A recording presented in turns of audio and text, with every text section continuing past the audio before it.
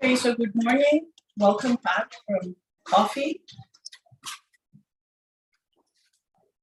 I welcome you to the first session of the FOMER conference, and I also would like to extend my congratulations to the organizers for the impeccable planning and the concept.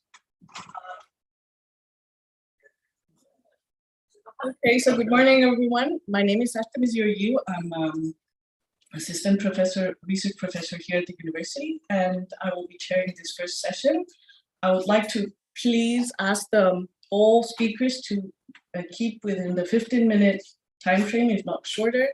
And then I will ask them all to gather back at 11:30 for the Q&A session. So all the questions will be asked at the end of the session. So our first talk is by Ekaterini Bretou, PhD candidate at the University of Heidelberg, who will present her paper online. If she can hear us, she should share her screen. I can hear you, but the video is it says it's not from the now okay, yes, good morning. Okay, so the floor is yours. Please share your screen. Yes. Okay. Can you see my presentation? Yes. Yes, okay, thank you very much. And thank you also for the introduction and for having me here today. So, the notion of transculturality has been broadly discussed in the last years for processes that include communication and transmission of cultural traits between prehistoric societies. In this framework, the character of the relations between Cyclades and Crete has been reviewed by the archaeological research, and terms such as Cycladic and Minoan are mostly used for the chronology, but they do not longer follow and define that of culture. Many times, however, both Cyclades and Crete are conceived as bounded entities, and the area of the southern Aegean as one with specific cultural elements.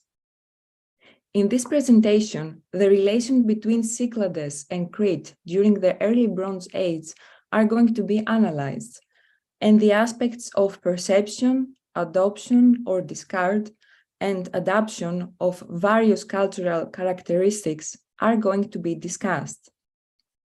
The analysis will mainly focus on northern, central, southern, and eastern Crete.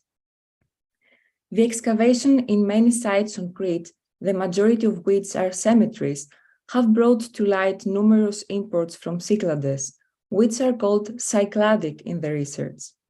In most cases, the recognition of their provenance relies on stylistic features, which are similar with the ones found in the Cyclades.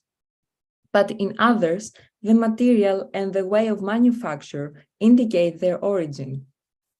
Furthermore, a considerable amount of artifacts have been unearthed, which copy the form and style of the one in Cyclades, such as pottery, stone vases, and figurines, and they are defined as cycladicizing objects. The evidence shows that in reference to aspects of time and space, the intensity and in general the nature of the relations between Cyclades and Crete was not the same during the early Bronze Age. More analytically, Cyclades and Crete have been in contact already from the final Neolithic period, as it is indicated by the obsidian found in the Neolithic levels of Knossos. In the following early Minoan I period, many imports coming from the Cyclades have been found mainly on the northern coast of Crete, for example, in Poros Katsabas, Pyrgos, Gournes, and on eastern Crete, Agia Fotia. The cemetery of Gournes and that of Agia Fotia constitute special cases because they follow an off-island burial tradition, namely the rock-cut chamber tombs. Furthermore, 90% of the total assemblage of the pottery in both cemeteries consists of types usually found in the Cyclades, in calcite tempered fabric, the majority in dark burnished ware. Some archaeologists argue for the establishment of colonies on Crete, deriving from the Cyclades, but the evidence show a more perplexed image. First of all, the rock-cut chamber tomb is not the type of tomb usually found in Cyclades, but it is only encountered in the cemeteries in Άνω Koufonisi. At least for these cases, it could be inferred that there must have been a special connection with Άνω Koufonisi, and that this is a restricted phenomenon appearing only on the northern coast of Crete. Also, some pottery shapes clearly show a deviation from the pottery norms found in the Cyclades. For example, the frying pans from Agia Fotia and the jars with fenestrations, the manufacture and decoration of which are executed in a local manner. Additionally, the petrographic analysis in both cemeteries and the one conducted for Poros Katsabas showed that there is nothing to suggest that these pottery assemblages are imports. Many examples had tempering with both calcite and grog. Grog, that is crust-fired pottery, is generally considered to be a Cretan feature of manufacture. The tempering, which is applied in order to reduce the thermal resistivity of the fabric, is not visible and does not influence the function of the pottery, but it is only related with the technological tradition. So in all these cases, a production on Crete with local technological methods is suggested. Of course, there are some pottery forms, such as the bottles in Agia Fotia, which are imports from the Cyclades, and which clearly distinguish from the others regarding the fire technology and decoration. The association of these cemeteries and of the settlement of Poros Katsabas with metallurgy from such an early date is another hint of the relation with Cyclades. These relations, however, should not be connected with the introduction of metallurgy on Crete, but rather with the import of metals. Also, the funerary deposition of metallurgical implements in Agia Fotia and byproducts in Gournes has not been attested somewhere else in the Aegean. Although these sites seem to be in close contact with the Cyclades, however, no figurines have been found. Also in Gournes, many objects that are usually found in other cemeteries are absent, such as marble vases and frying pans. Gournes was used for a few generations in early Minoan 1b, while the use of the cemetery in Agia Fotia ceases after early Minoan 1. In Poros Katsabas, while there has been found a variety of early Cycladic 1 pottery shapes, in the later period, only colored transport jars have come to light. And in general, the pottery imports are not that numerous. That is 2% or less of the overall pottery assemblages.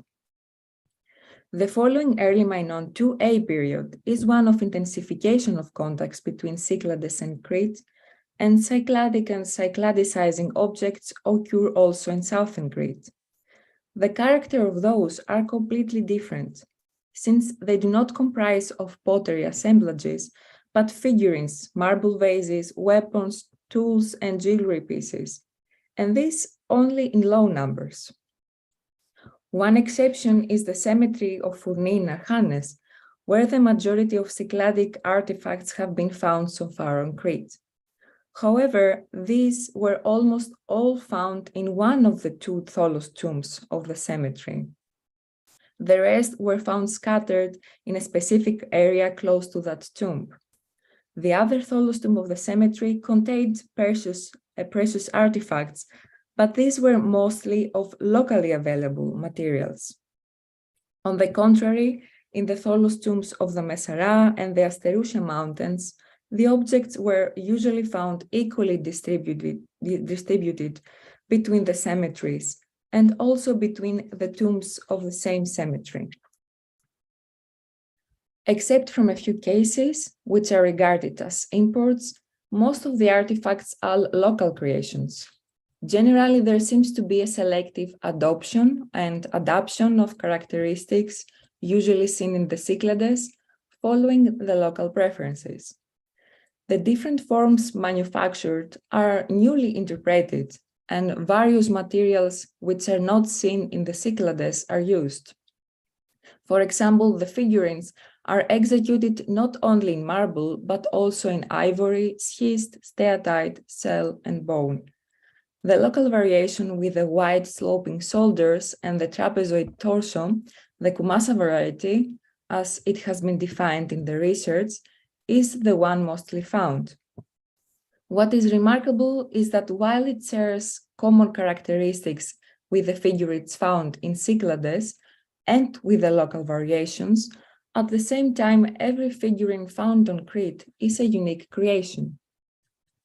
Despite the close contacts between Cyclades and Crete in both early Minoan I and early Minoan II periods, there were no reciprocal Cretan exports to the Cyclades. A few imports have been noted, and only one of them, namely the bird Askos from Anokoufonisi, comes from an accurate documented context. Also, two presumably imports, that is, Kerni on a stand, are specific forms, and they do not occur in every setting on Crete.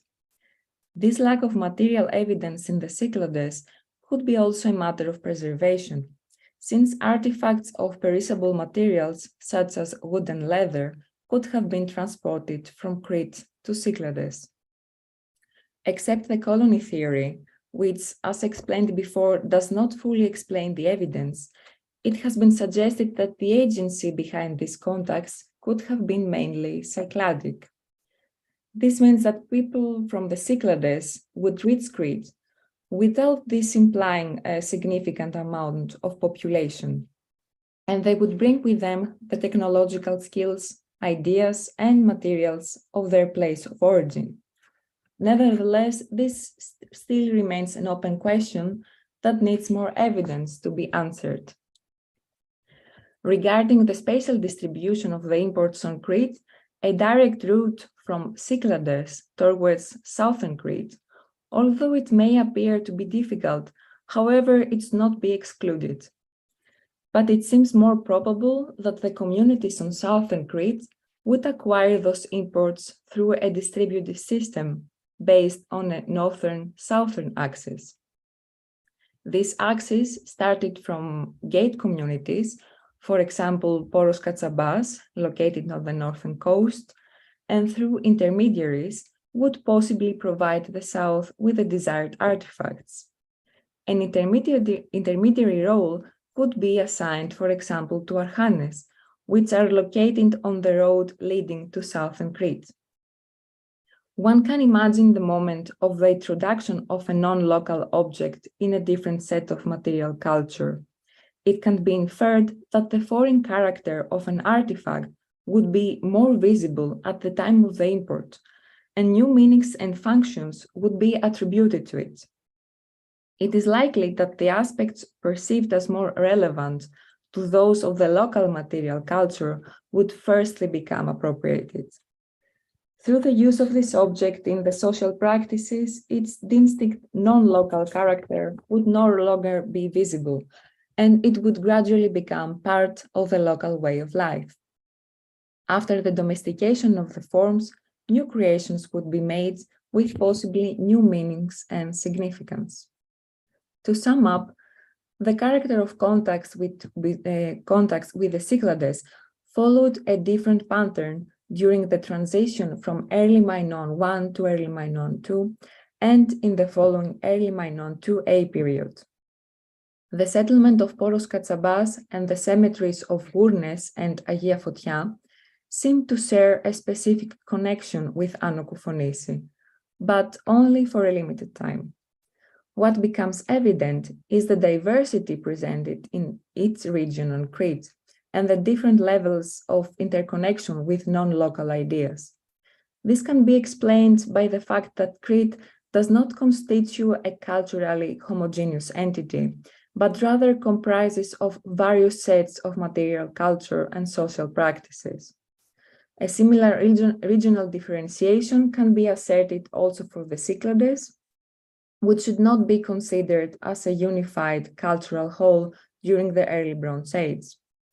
Furthermore, the integration of non-local objects and, in general, ideas is not full-scale, but it is of a selective character.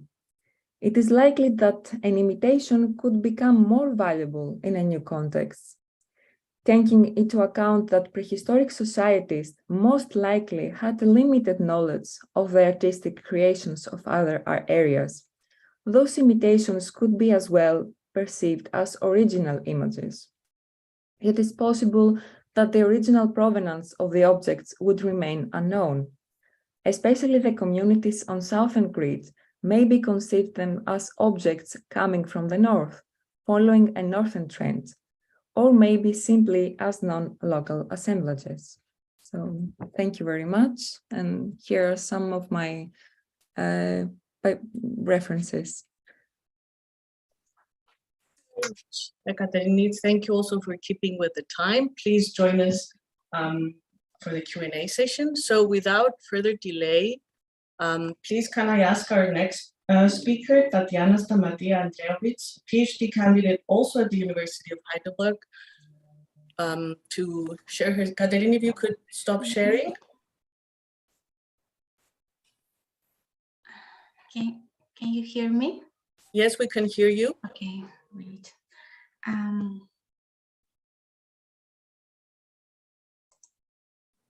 Katerina, can you please stop sharing? Yes, thank you. And Tatiana, please share your screen. One moment.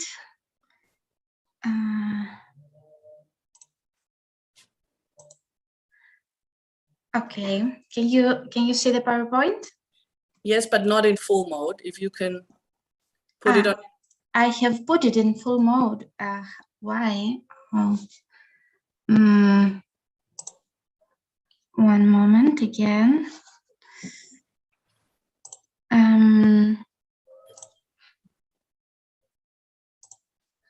Now? Yes, now it's perfect. Thank you. Great. First of all, I want to thank the organizing committee for having me, and unfortunately, I couldn't participate in person. The last decades, I'm sorry. Okay. The last decades, the human body is considered a theoretical project, and a significant number of discourses has been produced.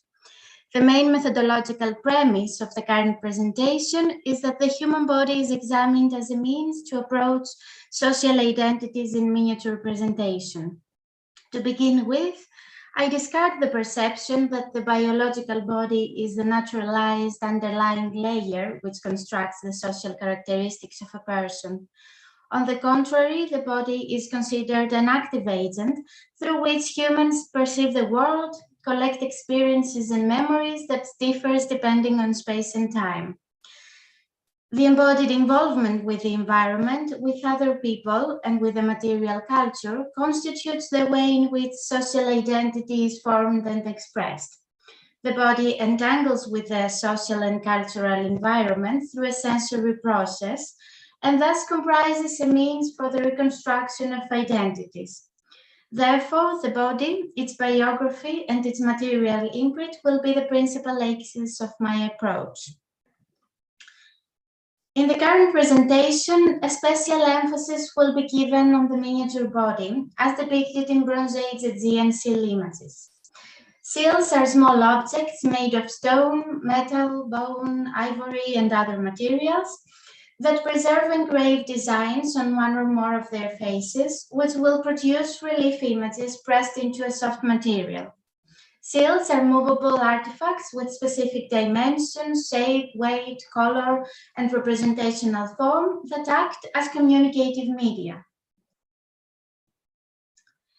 The iconography of the miniature body appears in early Minoan 3 seals and continue until the end of the Bronze Age, with an increase of the iconographic motif during the late Bronze Age.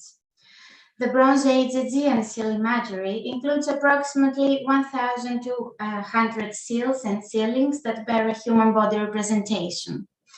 Human figures appear in seals of different shape and materials, constructed with various techniques and tools. The human body is depicted abstract or detailed and realistic, with various gestures and stances, performing either simple and everyday activities or participating in ceremonial acts with elaborate or simple hairstyles, clothing, adornment, revealing or concealing different body parts. However, a thorough analysis of the miniature body iconography is not possible here. For this reason, we will focus on the discussion regarding the construction of social identities. Human bodies and seals are mutually constructed through a proximal or visual engagement. This embodied interaction and intimacy with a miniature body representation not only forms the human agency, but also the agency of the seal itself. Therefore, the miniature representation of human bodies becomes meaningful through the dialectical relation between the image, the person that experiences the image, and the surrounding environment. The viewing process and the perception of the image contribute to the formation of the viewer's identity. Subjectivity, which is the sense of the self inside the world, composes a constant process of definement, individuation, and construction. The representation of body parts and body wholes are traces of an embodied entanglement with the world that constitutes the way in which the social identity, either individual or collective, is formed and expressed. Human body representations enable the investigation of the procedure of individuation and personification. The iconography of the body is not unified throughout the Bronze Age. On the contrary, presents many differences regarding the way of display, the engraving method, the used material, and the detailed rendering of the individual figures. Prepalacial and protopalacial seals with human body representations were made mainly by soft stones such as steatite, or chlorite, serpentine, and bones, which were engraved with hand tools. This technique results in the depiction of the figures with an abstract and coarse way. Consequently, the individual characteristics of the body, through which we can recognize the attributed social identities, are absent. The majority of the figures could not be categorized according to the binary gender system. The representational form is simple, and the activities performed by the subjects are limited, involving mainly everyday practices. Human figures appear to create or carry water vessels, to fish or expose their prey, to dance or hugging each other. Typical examples are the seals belonging to the Middle Minoan II stylistic group of steatite from Mallia, which was manufactured in the seal engraver's workshop. On the contrary, during the Neopalacial and late Helladic period, when human bodies appear in the miniature iconography of Greek mainland, the use of rotary tools and semi-precious hard stones, such as amethyst, jasper, agate, etc., and metal signet rings were introduced. These techniques contribute to a more delicate and detailed depiction of the human figures. Therefore, the individual features of the body are more visible, and the distinguished differences permit to a certain extent the gender categorization of the figures. The representation of the body resembles those depicted on wall paintings, and ritual and symbolic content involving both male and female figures have considerably increased. Human figures participate in athletic events such as bull leaping, in combat scenes, in ceremonial acts and processions, and are involved with deities or fantastic creatures. Moreover, the clothing, hairstyle, and adornment of the figures is more elaborate and to a large extent is related to the practices and gestures performed by both male and female figures.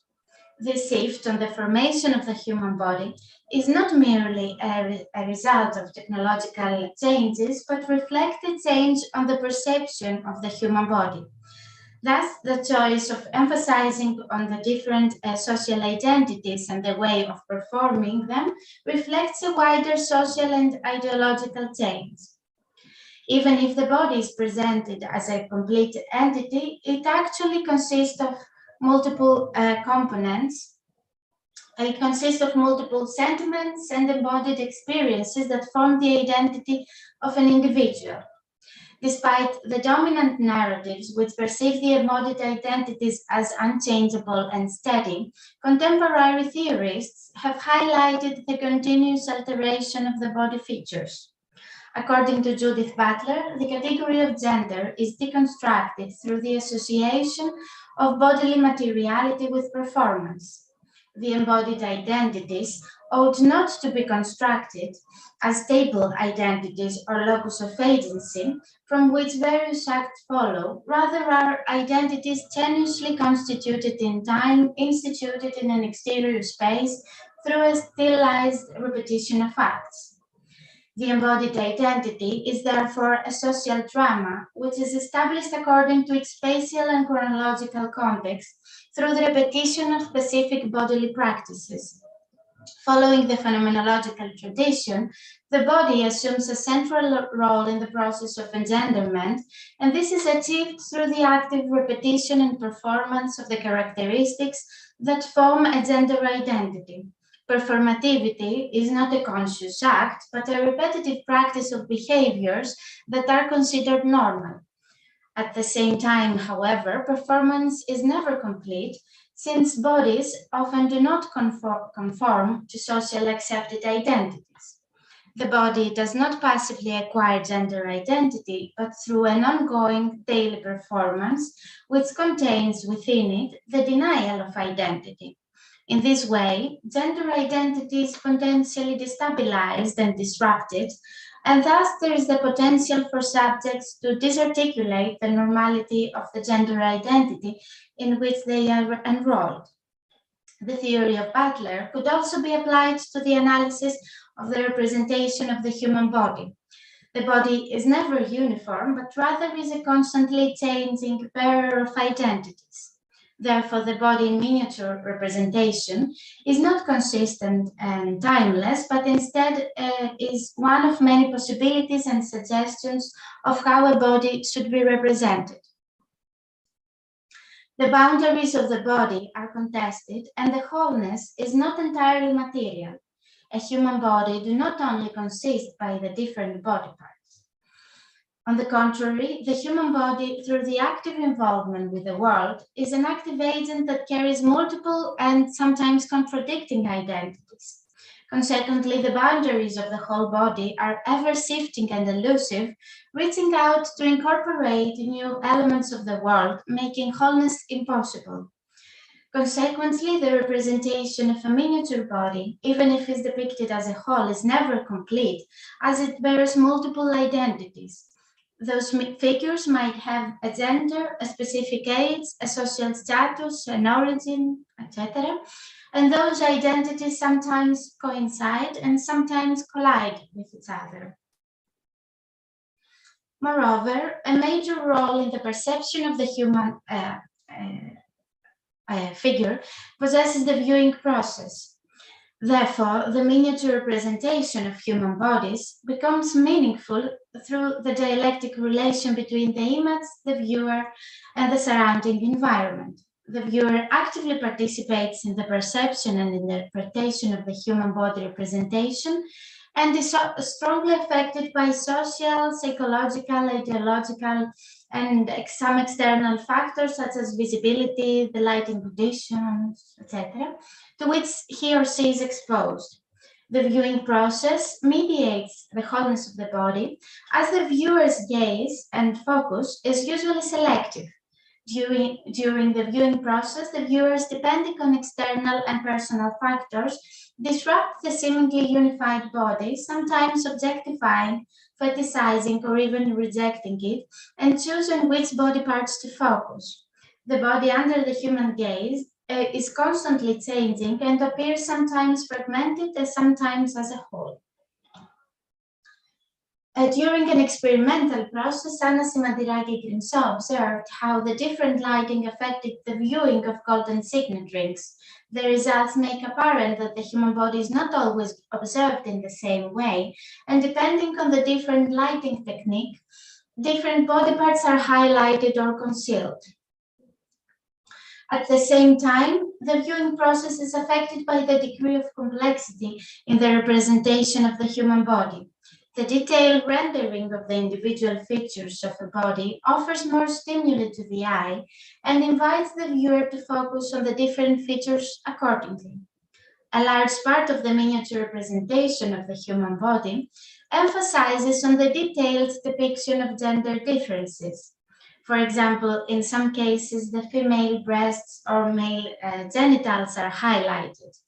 The emphasis on the individual body features dominates the perception of the image and results in the normalization and legitimization of the gender differences. The body itself is strongly engendered, and its viewing contributes to the attribution of gender to each one of the social expressions of the body, as the different gestures and practices or the selected clothing and adornment. Based on the above observations, we understand that the human body in miniature iconography was represented either in a realistic and detailed way or abstract and coarse, as a unit or in body parts. However, the human body, even if it is represented complete, is never uniform, as it consists of several body features and carries multiple identities. This complexity renders the human body as a continuously evolving agent.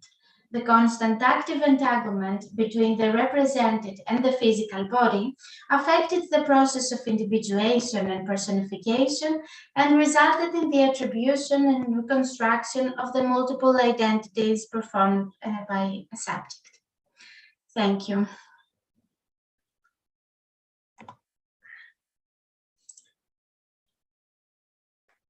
Thank you very much, Tatiana. Thank you. For keeping with the time. So our next speaker is live. So can I please invite Enrico De Benedictis on the floor from the University of Cyprus. Presentation.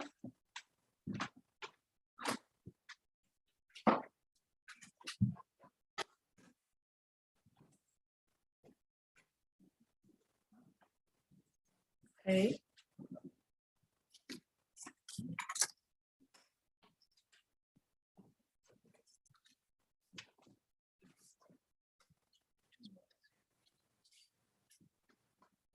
Oh, sorry, no problem.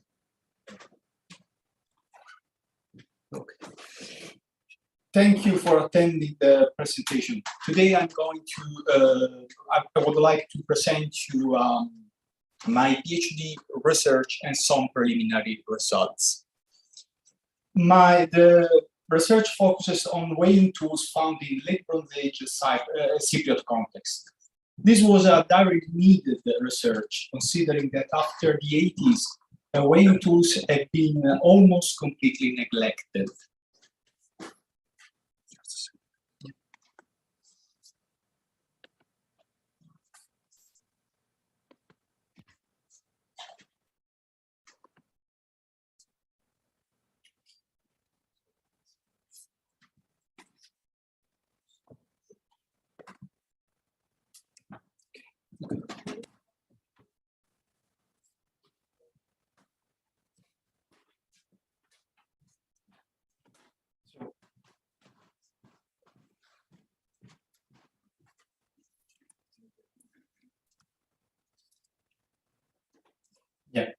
The research question aimed to inquire in-depth weighing tools, going beyond an almost exclusively methodology-dominated metrology-dominated approach and to inquire the social aspect connected to these objects.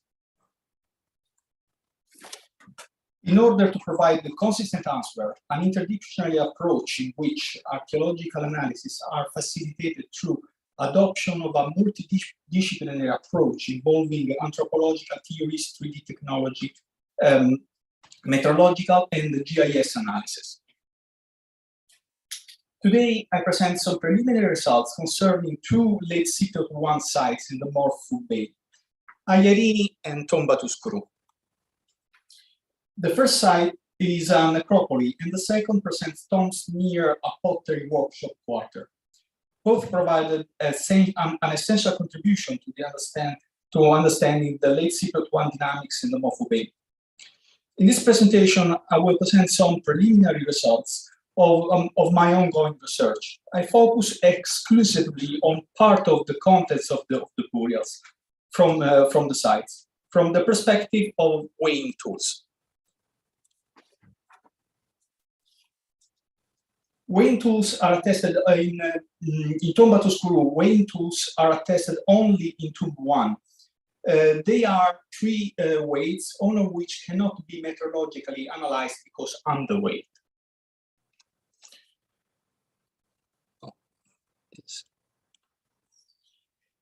From the same tomb, possibly also scale pans were present, but this cannot be confirmed at the moment.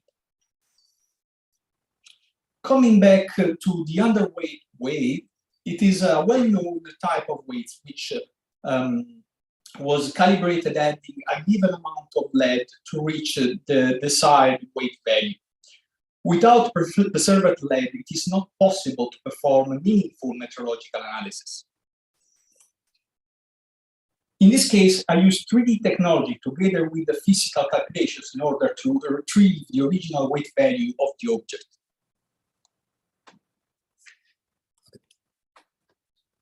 The result allowed to reconstruct the original weight of the object and to provide a meaningful meteorological interpretation.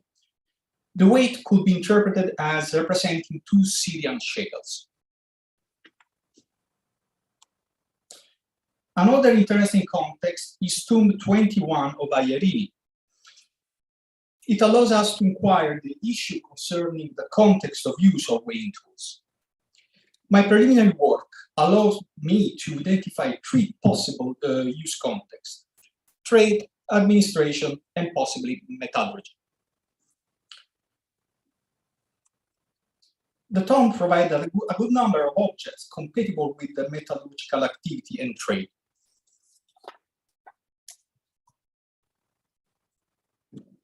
The weights found in the tomb could be interpreted as representing 2 sets, one representative of the Mesopotamian and the other the Syrian standard. Interestingly, the assemblage provided enough elements to hypothesize that the weighing tools were kept into a box, perhaps together with other tools. On the left, we have weighing tools, and remains also of 2 scale pens, as we can see. The upright object could be interpreted as a lock thanks to the contribution of Ellison South. The hinges could be part of the opening device of the furniture. The interpretation could be confirmed by a number of comparisons which provide ground to confirm the hypothesis. The first, and possibly the most interesting, is from Terra. Weighing tools have been found associated with 2 hinges and the wooden remains, which has been interpreted as a box. Other evidences of weighing tools are also attested in Egypt, dating back to the 3rd dynasty. What is interesting here is that it could be possible that the weighing tools were stored into boxes, also together with other tools. In Tomb 1912b of Megiddo, some evidences could be hypothesized to represent weighing tools kept into a wooden box, together with other tools. Other evidences of weighing tools stored together with other tools in box-like containers are attested also beyond the Eastern Mediterranean. A good example comes from grade 928 of Migen in France.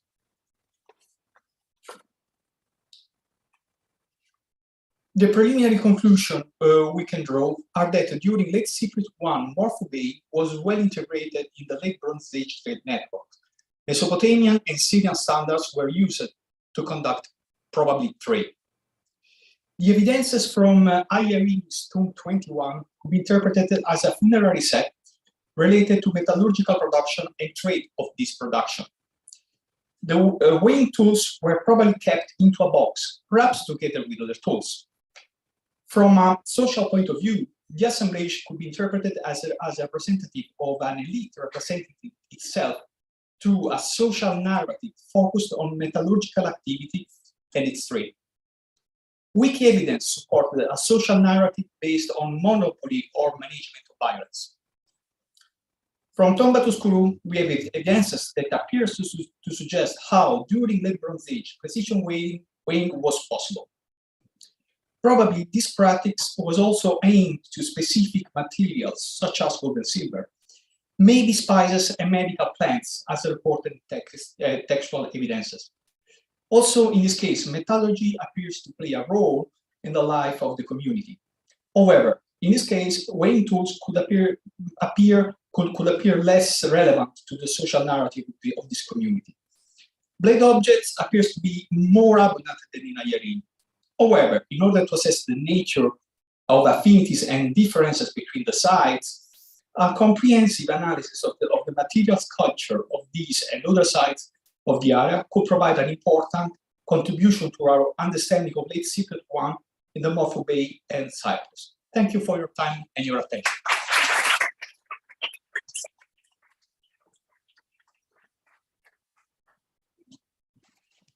Thank you, Enrico. Okay.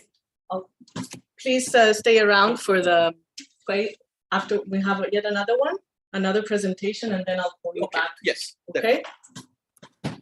Okay. So can I invite to the floor our last presenter for this session, Harafa Tokatu, PhD candidate from the University of Athens.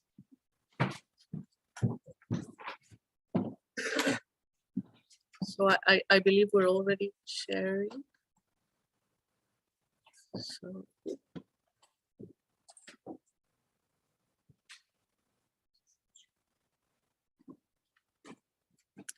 Sorry.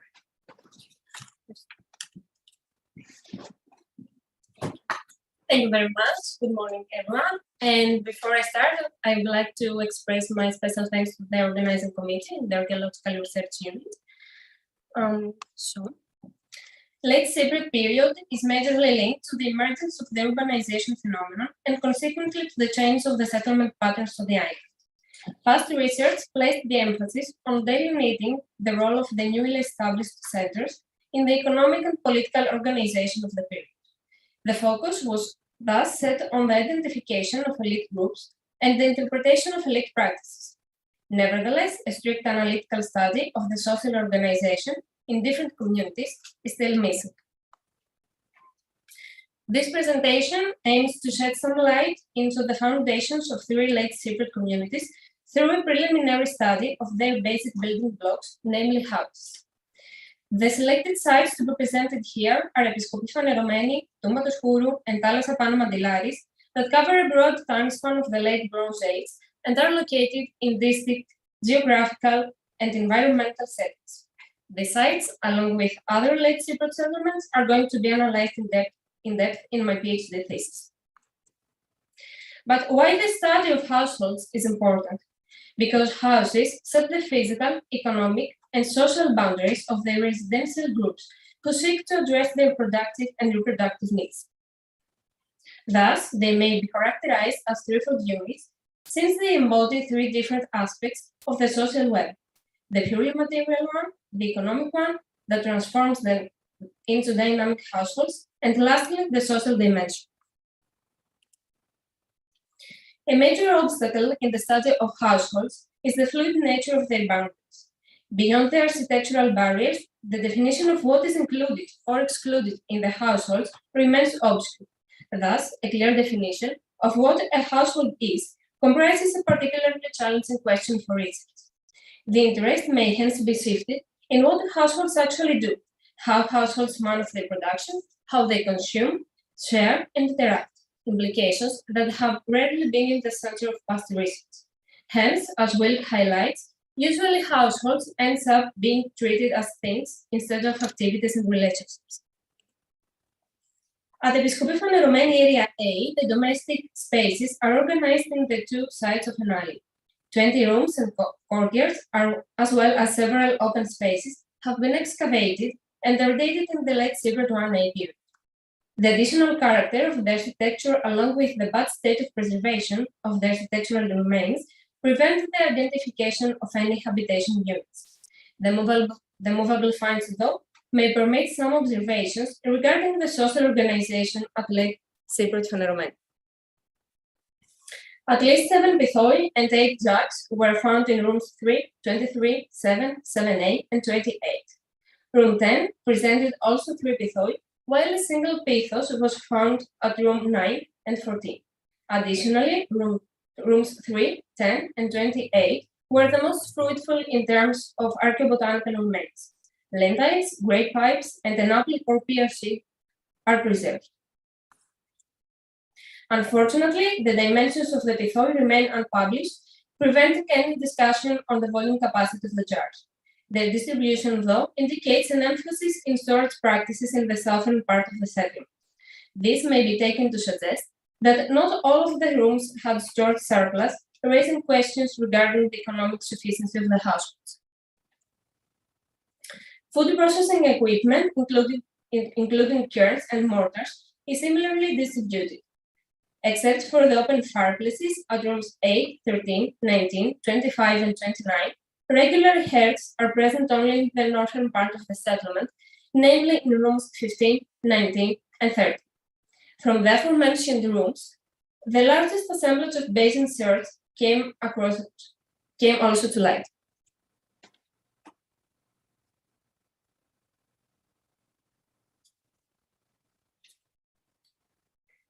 Basins are present in the vast majority of the rooms. Given their signs of burning and their relation with the hearths, they have been considered as cooking pots. On the other hand, in room 8, there are strong evidence of lint processing, and thus the identification of certain tasks in specific rooms or room clusters seems plausible. Tumba do Escuro, in sharp contrast, is a site that is being considered as a purely industrial one, with the focus on pottery production. In comparison to Episkopi Faneroμένη, it presents a completely different architectural arrangement. A massive terrace wall was constructed during the establishment of the settlement, possibly the outcome of a communal effort. The industrial character of the activities taking place at Tumba do Escuro is mainly expressed by the basement building. Except for the hypothesized kiln in the south side of House B and in the vicinity of House D, there is no sufficient evidence to support industrial activities in the houses. In House B, room 7, 7 complete pithoi and at least 7 more fragmented were found. The room was interpreted as an exhibition and sales room for pithoi. However, the location of the room in the inner side of House B and the presence of incisive marks on pithoi, usually linked to the content of the vessel rather than the container itself, may support that room 7 was actually stored. With the exception of House D, pithoi were found in all the houses at Tumba do Escuro, suggesting that each house had a storage capacity of some extent. The industrial and domestic setting of the site is coexistent with the burial ground that is reminiscent of Allos Apano Mandilaris and absent at Faneroμένη.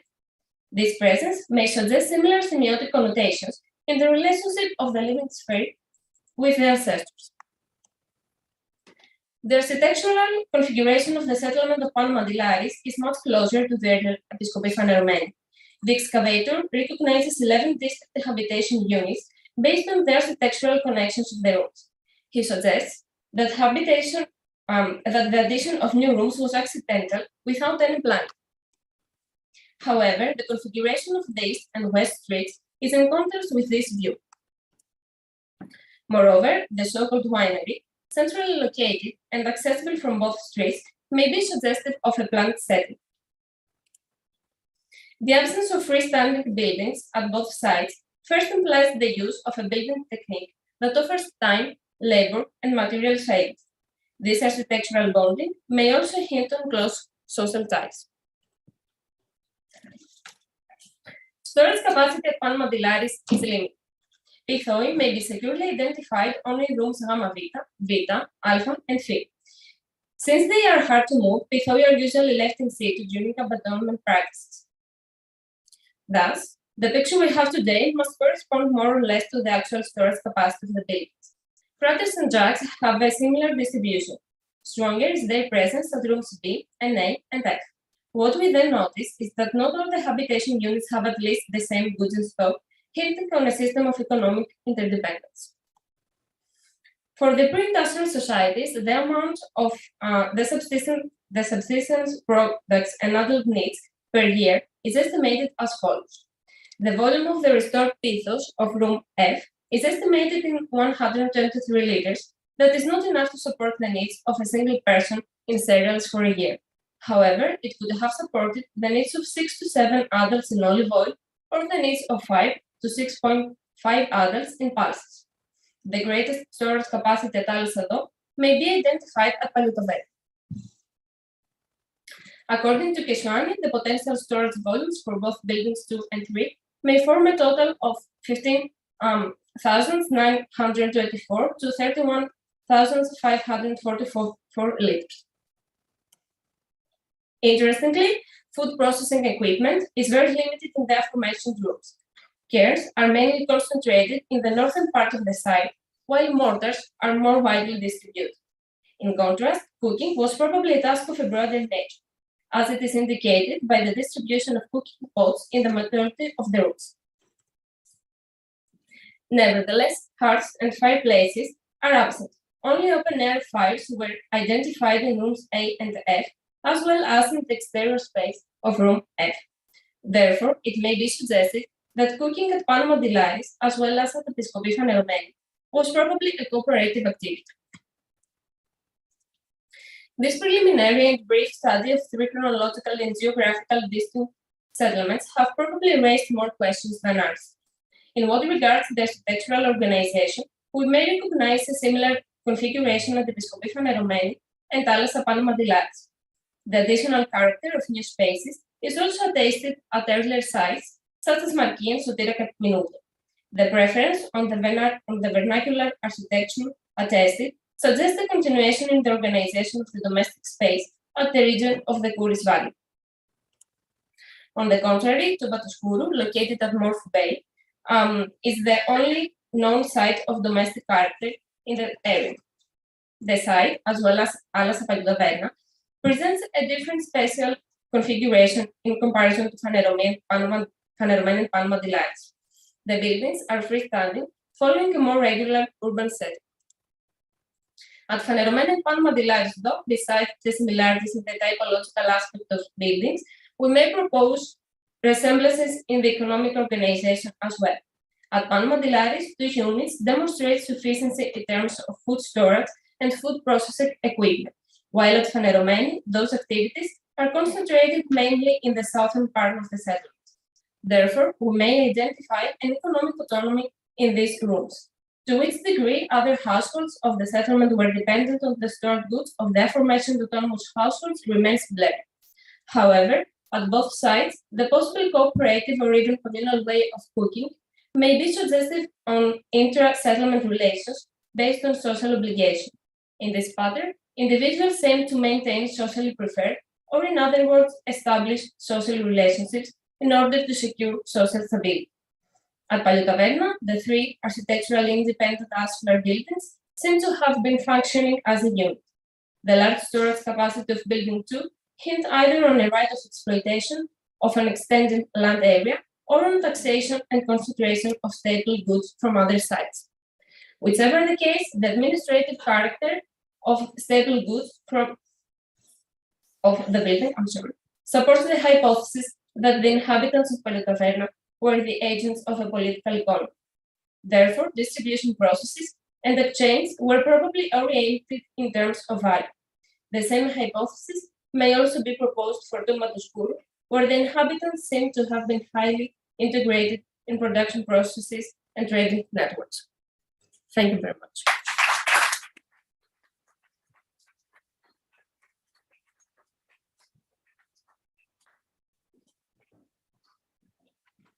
Thank you very much, Hara, and thanks to all the speakers.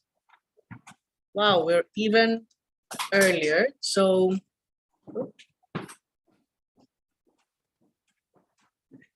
should I stop sharing? Yeah. Okay. So we'll now move to the Q&A session. We'll give a certain amount of time for each paper, starting with Ekaterini Vretou, if she could open her camera and microphone. And I would open the floor here live or via the chat, or if anyone wants to raise their hands from the audience to ask a question to Ekaterini on transcultural roots between Cyclades and Crete. Maybe I should start with a question.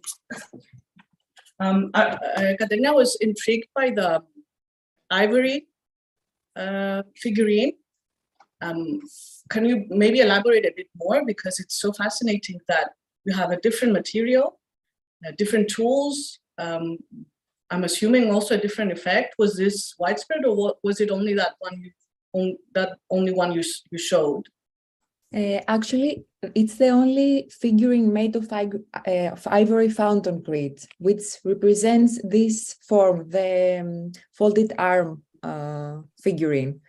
So it's only in Archanes, and it's really peculiar because it has also these holes that are in the abdominal areas, which is doesn't exist in the Cyclades, also doesn't exist on Crete. So it's something unique. Mm-hmm. But other than that, the overall effect would be visually equivalent to the marble ones that are there in the Cyclades? Actually, this figurine is that small, okay. And it has more, if someone holds it in its hand, it has a different feeling and different visual effect than a marble figurine that, especially in the Cyclades, are of bigger dimensions. Mm-hmm.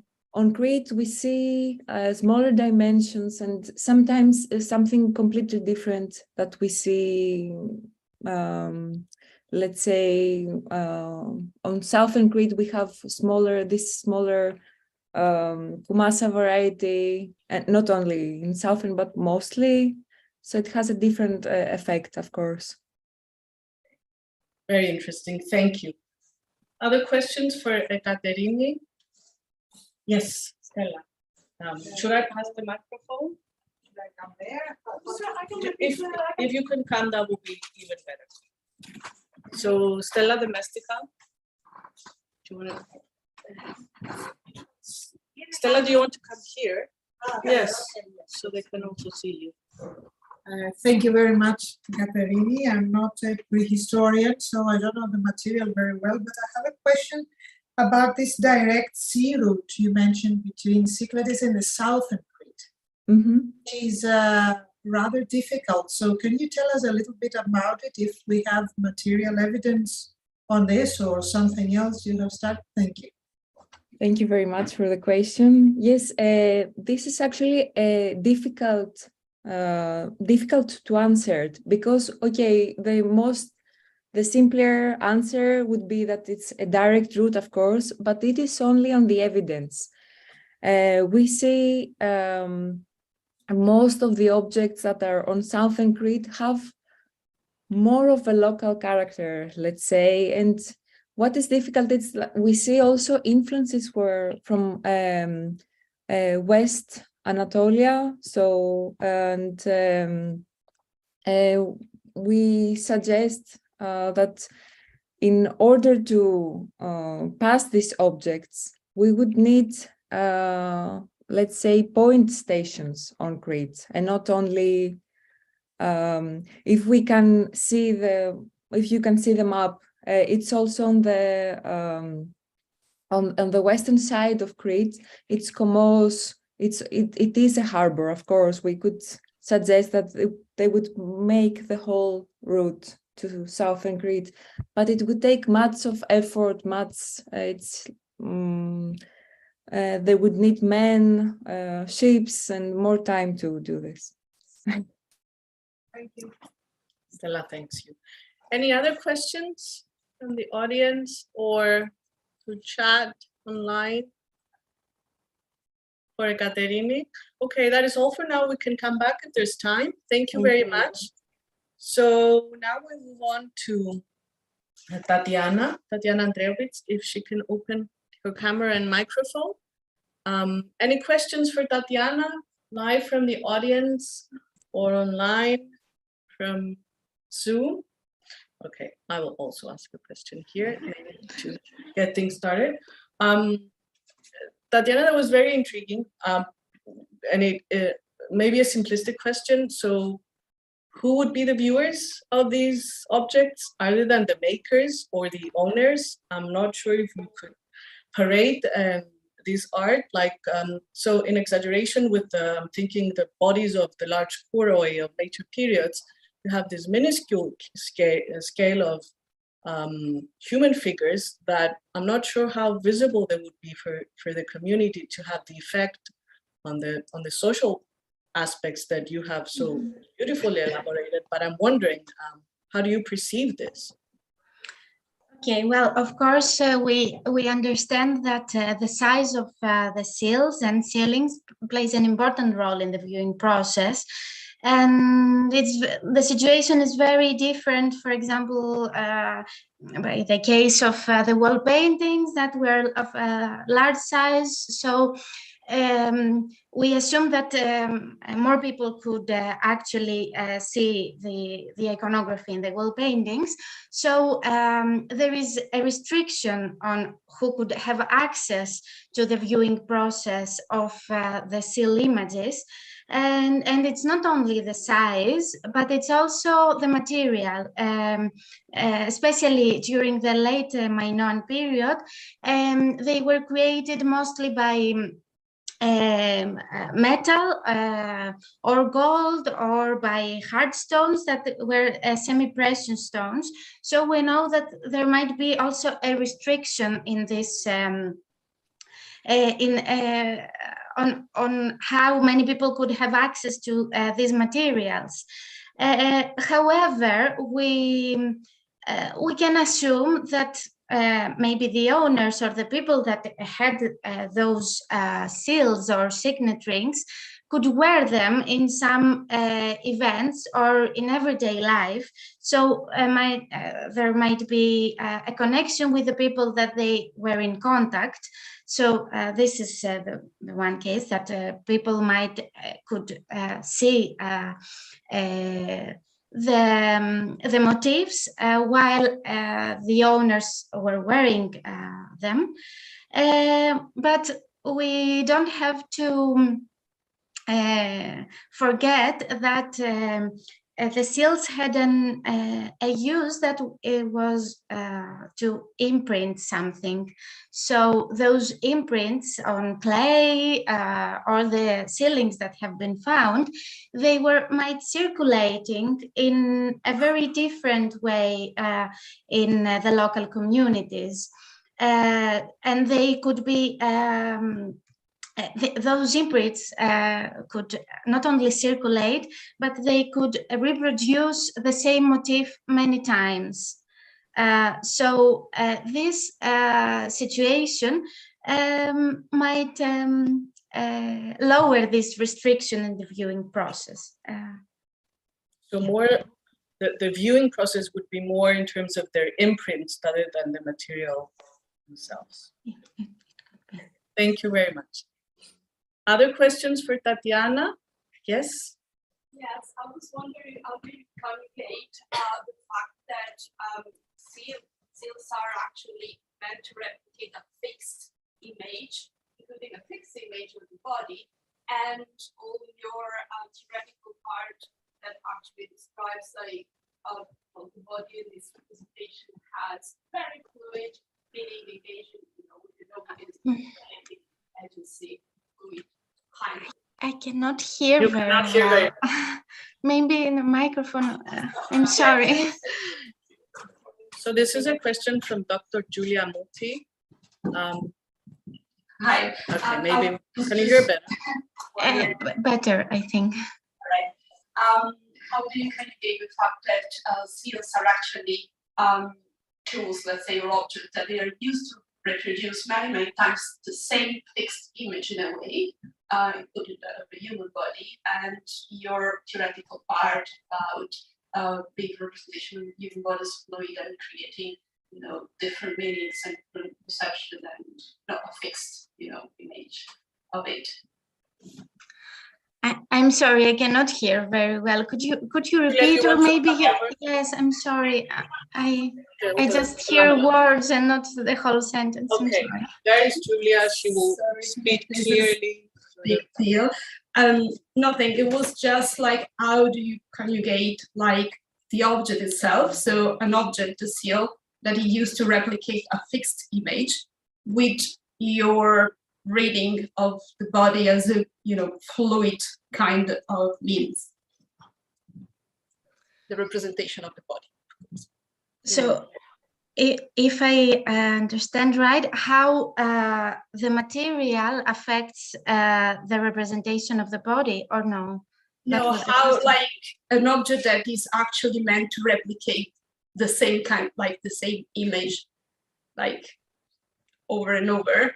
So it meant to vehiculate something that is fixed, like a signature, like something that is very specific, like over and over, and maybe even different materials, clay or other stuff, with your use of theory, which I actually like as well, about representation over being the human body in its many forms, like not univocal or fixed, but having this kind of shapes. This is a very interesting question. I don't know if I can answer it, because we know that seals could have imprints of the same motif. However, if we don't find the sealings or the clay imprints, we don't know how they were using them, or if they were actually circulating inside the community. But for example, there are cases as the sealings of Agia Triada, where the same imprint is reproduced many times. For example, the case of the several motifs of bull leapings that were actually reproduced by the same seal image. But regarding the fluidity of the human body, of course, we know that people on my non-sites, etc., might have a relation and connection with the iconography, and not only with the iconography, the miniature iconography of the human body, but in general, the iconography of the body. So they could have access to several motifs or visual media, such as the wall paintings or the figurines, etc. And all these iconographic motifs could affect how they were perceiving the human body, and how their idea of the idealized human body, or for example, what they should wear or how they should be adorned, depending on their several identities. I think the iconography had a power on the construction of the social identities. However, we should have always in mind that especially during the late Bronze Age, they were depicting mainly ceremonial acts or specific events such as the bull leaping, etc. And we don't know if those acts were actually performed by the majority of the society. So maybe it was also a way of observing what were the acts or the everyday practices of the elites. I don't know if I actually have answered. Thank you very much. Thank you both. Thank you, Tatiana. I think we can now move on to our questions for our next speaker, Enrico, who should be around. There he is. Okay, so any questions for Enrico? Bernard, do you want to? Yes, that would be ideal.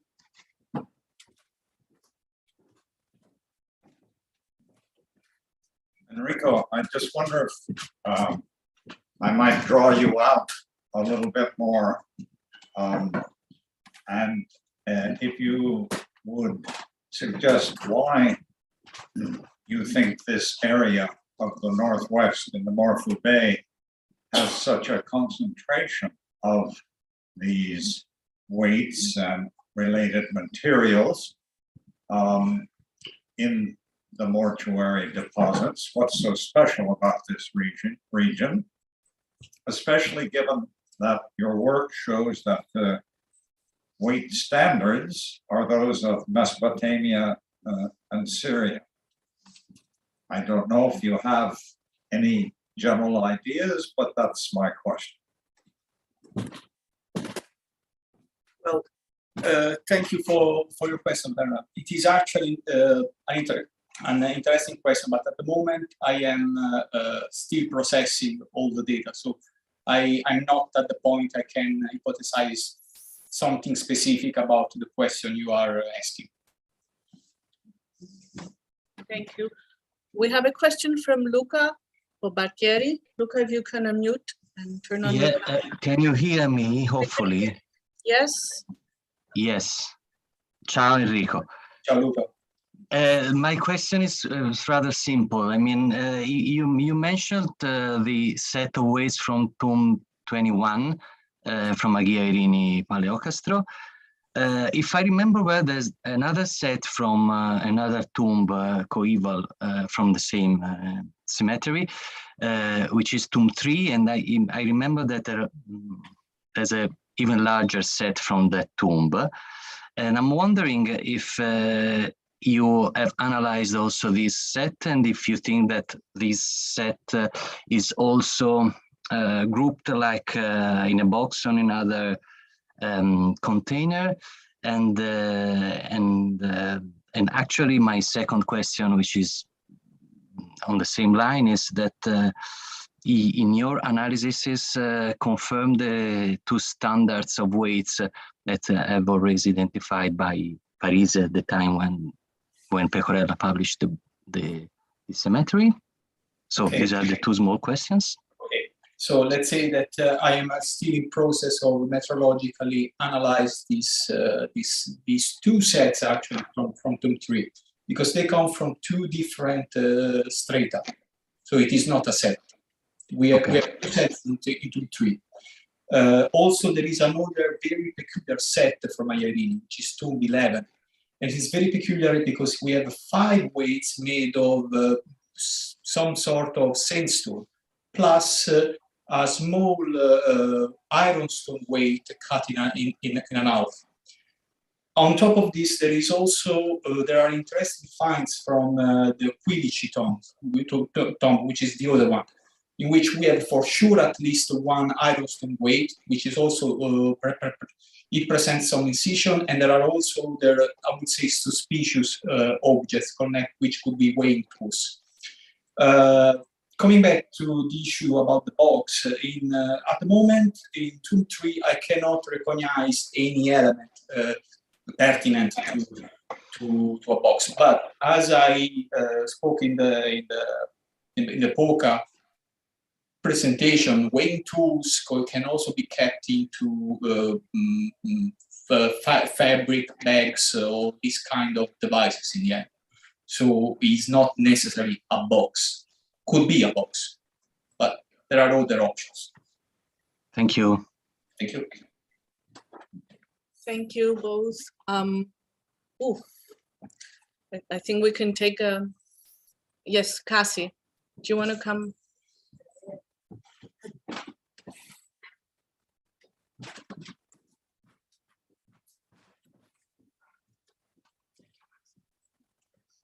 Thanks for your presentation, Enrico. I was really interested in your interpretation of Tomb 21 at Aiardini and this idea that there's a social narrative of trade, but that really pushes the associations with metallurgy. And if I understand correctly, that means you're reinterpreting those hinges, which have sometimes been associated with like a writing tablet. And then also you mentioned the chisel. Yep. And I was just hoping you could say more about that. Thank you for your question, which was kind of expected. In order to answer to it, I need to pull out my PowerPoint. Okay.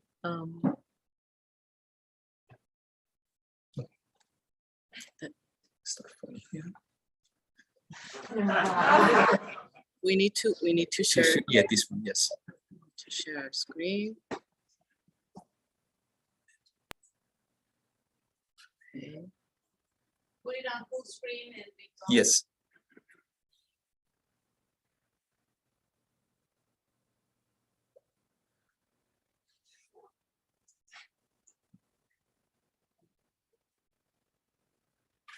Okay. So this is the problem here. On the top, we have what has been identified by Pecorella as a stylus in Tomb 21. I was unable to locate it into the museum, so what we only have is this drawing.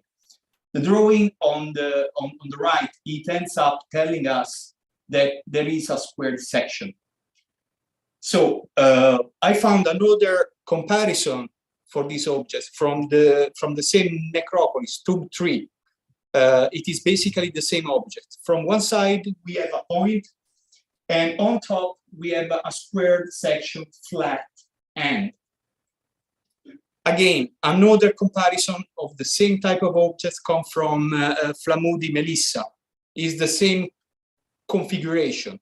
From Encomi, we have other examples of the same kind of configuration with this squared section, flat hand top. The left one from Encomi and the central one. So these objects doesn't really make good styling because styling must have a flat hand to erase the wax table. The problem starts, in my opinion, from Pecorella interpretation, because Pecorella state that we have a flat hand and a point hand. So, but when I study the objects, there is no such as a flat hand. So this, in my opinion, cannot be a stylus. Also, on top of this, always from Encomi, on the right, we have one object which has been identified as a stylus, and it has some sort of flat hand, so it is functional. So if this is not a stylus, what this can be? In my opinion, we have three different ways to approach this issue. They could be, this could be a tool involved in engraving metal, or could be ivory or wooden carving, or it could be also part of a drill. This is what I think about this issue. Okay, thank you, Enrico. I think we need to move on to our next speaker, Hara Theotokatu, for her questions. Any questions from the audience here for Hara, or from Zoom? Yes. Would you like to? Yes. Yeah. Thank you, Hara. I wonder about if we have any aerodynamic evidence. Do you want to come to the podium? It might be best. I'll take that. I'll take it. Thank you very much for the presentation. I'm wondering about if there is any archaeobotanical evidence from the so-called winery from Arras. So no, we don't have any archaeobotanical remains, but the winery was proposed only from the permanent installation, that is the shared floor and a deep pit, about 1 meter. We have an inclined floor that is proposal of a liquid processing, but I'm not really sure that we have a winery indeed. Thank you. Thank you. Any other questions for Hara? Can I make a small, more like suggestion? When evaluating the storage jars, do you consider the classification by Priscilla Kiswani in group 1, 2, 3? I mean, not only for typological terms, but this shows the small ones, the short-term storage, which would fit the household use on a easier access, and the bigger ones with narrow orifice that show longer term, and of course the massive ones, group 3, that show a centralized. I think that would make a. Thank you very much. Actually, from Panama Dilaris, it is really difficult because most of the pithoi are not preserved in a full, So you mentioned Episcopio Phaneromia, yeah. there's no, so. Okay, yes. I think when it's available, it's very useful. Indeed, especially for Paliotaverna, it is really helpful. Yes. Thank you very much. Thank you. I think it's time for coffee, for us at least. I hope the audience can enjoy some as well.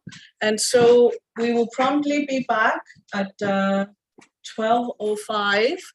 Thank you to all the speakers for keeping their time frame, and many congratulations to all for the presentations. So we will be back in a bit less than 15 minutes. Thank you.